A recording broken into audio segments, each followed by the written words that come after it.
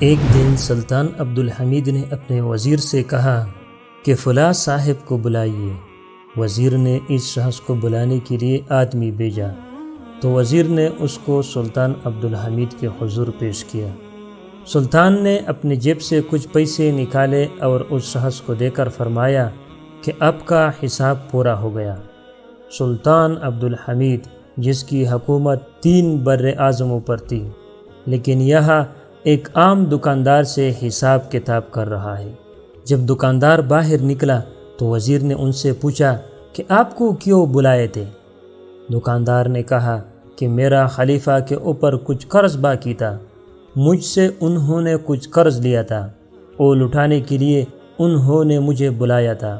تو وزیر نے کہا کہ کہاں سلطان وقت اور وہ بھی تم سے قرض لیا ہوا ہے؟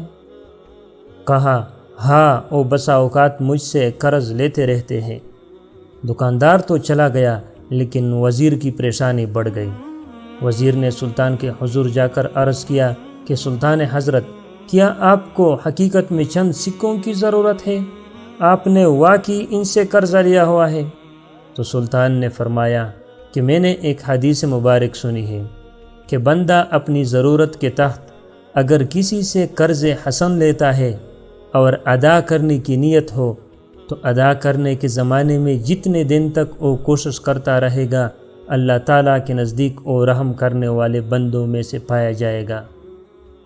خصوصی نظر اللہ کی اس پر ہوگی کہ یہ بندہ قرض میں ڈوبا ہوا ہے لیکن دینے کی نیت کیا ہوا ہے۔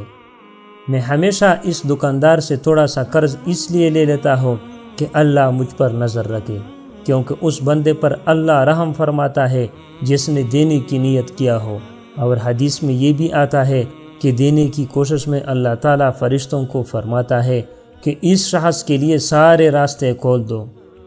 یقیناً تاریخ کے اوراق میں اپنا نام ثبت کرنا کوئی آسان کام نہیں۔ جب اللہ کی محبت دل کے اندر ہو تو اللہ مخلوق کے دلوں کے اندر آپ کی محبت ڈال دیتا ہے۔ مجھے دیجیے اجازت، اپنا خیال رکھیے۔